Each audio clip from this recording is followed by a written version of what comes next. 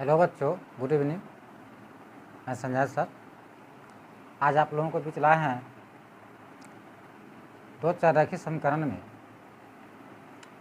सभी समीकरणों के जो अलग अलग रूप हैं, इस युग्म को पहचानना है या कौन सा युग्म है, उसकी स्थिति क्या है, वह किस प्रकार का रेखाएं बनाती है, वह कौन सा युग्म आश्रित है, कौन सा युग्म समानांतर है, कौन सा युग्म प्रतिच्छेदी है, इसके बारे में जानना है। आपको पता है कि जो भी शर्त लिखी हुई है यह दो समीकरणों से मिलकर बना है, एक समीकरण से संभव नहीं है। दो समीकरणों का युग्म मिलकर इस शर्त को पूरा किया है।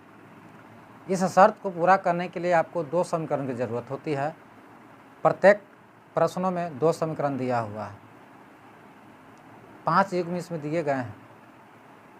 पहला युग्म, दूसरा युग्म, तीसरा युग्म, चौथा युग्म और पांचवा युग्म। 5 प्रकार के युग्म हैं। सभी युग्मों में हम आपको बारी बारी से बताएंगे किसके अनगिनत हल होते हैं, किसके केवल एक हल होते हैं, किसका कोई हल नहीं होता है, कौन सा युग्म आश्रित है, कौन सा युग्म अविरोधी है, कौन सा युग्म विरोधी है, कौन सा युग्म संपाती होता है, कौन सा युग्म समानांतर होता है, कौन प्रतिच्छेदी होता है, कौन संगत और कौन असंगत, ये आपको पूर्ण रूप से समझ में आ जाएगा। हमारे साथ बने रहिए। आपको topic by topic, point by point आपको बताते रहेंगे। सबसे पहले आपको देखना होगा जो यहाँ समीकरण दिया हुआ है, पहला समीकरण पहला युग्म में यह है 2x - 3y - 1 बराबर 0। दूसरा समीकरण है 3x + y + 2 बराबर 0। इस समीकरण को देखकर आपको बताना है कि इसमें हलों की संख्या कितनी होगी, क्या कौन सा युग्म है, रेखा की स्थिति क्या है, इसकी प्रकृति क्या। प्रकृति का अर्थ होता है कि इसके जो हल होंगे तो संगत होगा कि असंगत होगा, इसका हल माने क्या आएगा वो हमें बताना है। शर्त आप यहाँ देख रहे हैं कि a/d बराबर b/e बराबर c/f, जब तीनों बराबर हो तब ये सब स्थिति आएगी इसके साथ। और इसके दूसरी स्थिति जो देख रहे हैं, दूसरा शर्त जो लिखा है, दूसरा शर्त में कि a/d बराबर नहीं है, b/e बराबर नहीं है c/f, माने कोई किसी के बराबर नहीं हो तो वह केवल एक हल अविरोधी युग्म, समानांतर और असंगत होता है। तो ये जो है हम आपको बतलाने वाले हैं अभी। तो चलते हैं। सबसे पहले ए, बी, सी और डी का मतलब हुआ क्या, पहले ये समझते हैं। तो पहला समीकरण हम लेते हैं। पहला क्वेश्चन लिखा है 2x - 3y - 1 बराबर 0 और दूसरा समीकरण है 3x + y बराबर y के बाद +2 बराबर 0। हालांकि अभी न्यू बुक में, भारतीय वन या टेक्स्ट बुक में जो है आपको इस जो शर्त जो हम लिखे हैं उस शर्त की जगह पर लिखा हुआ है a1/a2 b1/b2 c1/c2। तो ऐसे में जो है बच्चे बहुत कंफ्यूज हो जाते हैं, वो समझ नहीं पाते हैं कि a1/a2 क्या होता है, b1/b2 आया कहाँ से, आखिर इसका मान क्या लिखाएगा। जब हम इस तरीके से लिखते हैं तो बच्चा खूब तरीके से समझ जाता है। ये आपको पुरानी किताबों में ऐसी विधि लिखी हुई है, वहीं से हम लाए हैं। नई बुक में जो है a1/a2 करके दिया हुआ है, वैसे शर्त को बच्चे नहीं समझ पाते हैं। माने बिल्कुल ही वो अलग दिमाग उनका चला जाता है कि a1 तो है तो a2 कहाँ से आएगा। ठीक है, तो हम यहाँ देख रहे हैं कि पहला समीकरण में कि जो 2 है, यहाँ -3 है, यहाँ -1 है, यहाँ 3 है, यहाँ भी है एक छुपा हुआ, हम 1 लिख सकते हैं +1, और यहाँ जो है +2। तो आपका जो a के मान होगा, b के मान होगा, c के मान होगा। d के मान इधर लिखते हैं, c के मान इधर लिखते हैं, यहाँ d कर देते हैं, अच्छा रहेगा। d, e और f एकदम सरल तरीके से हो जाएगा, बच्चे को समझ में भी आएगा। देखिए ना, a के मान और b के मान, c के मान हम ऊपर से लेते हैं। देखिए a के मान 2 रख दीजिए, एकदम सरल तरीके से, -3 -1, नीचे आइए 3 +1 और +2। कितना आसानी से ABCD का मान हम बैठा दिए। कोई भी मूर्ख से भी मूर्ख बच्चा होगा ये हमारे मेथड को समझ पाएगा। ठीक है, तो आगे बने रहिए।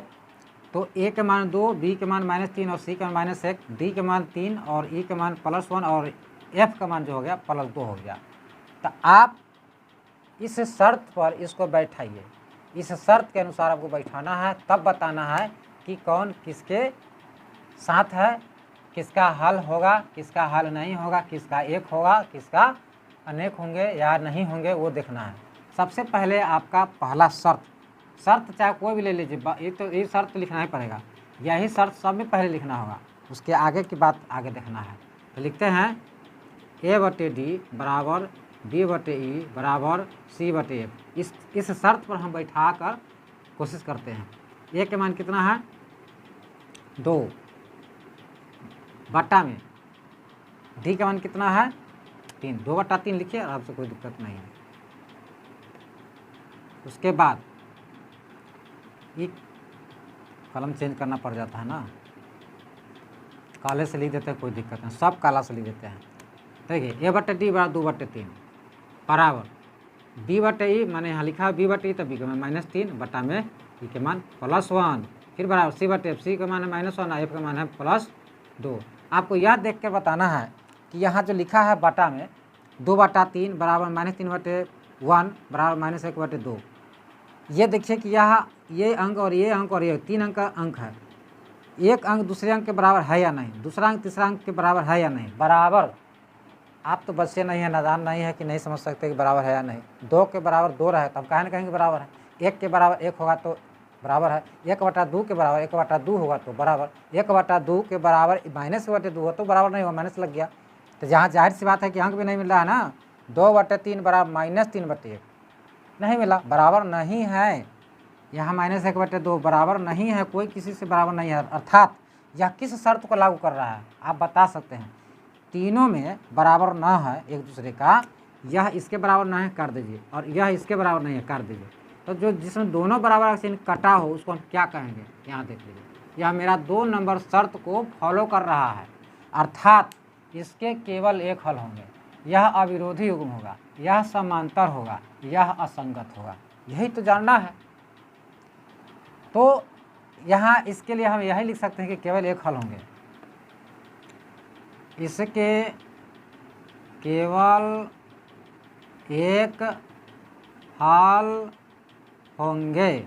अब पूछ देगा कि संगत है या असंगत, तो लिखिएगा ना कि संगत है, माने सब कुछ इसी पर आधारित है। आपको जो भी चीज़ निकालने के लिए कहेगा कि प्रकृति बताए संगत है या असंगत, पूरे में पूछ देगा कि 1 से 5 तक के प्रश्नों में आप निकालिए संगत है या असंगत है, तो आपको इस पर जाना ही होगा, इस पर इधर से देख कर तब इधर जवाब देना होगा। तो आप बता दीजिए कि 1 नंबर वाला जो है असंगत है ना।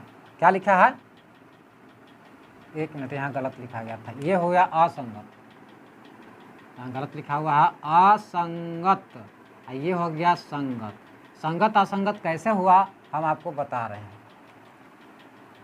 माने यहाँ मिस्टेक लिखा हुआ है, तीनों बराबर नहीं है तो केवल एक हल है, अविरोधी और प्रतिच्छेदी, यहाँ प्रतिच्छेदी होगा, गलत लिखा गया है, हम ध्यान नहीं दिए थे, कोई बात नहीं है।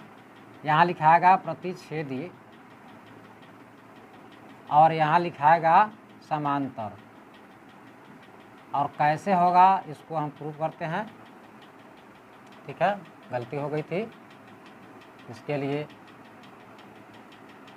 मुझे बहुत दुख है, गलत लिखा गया था। अनगिनत हल होंगे, आश्रित होंगे, संपाती, संगत, ऊपर वाला, ठीक है। केवल एक हल, अविरोधी, प्रतिच्छेदी और संगत, कोई हल नहीं, विरोधी, समांतर और असंगत। चलिए अब आप समझिए इसको विस्तार से। कहने का मतलब कि आपसे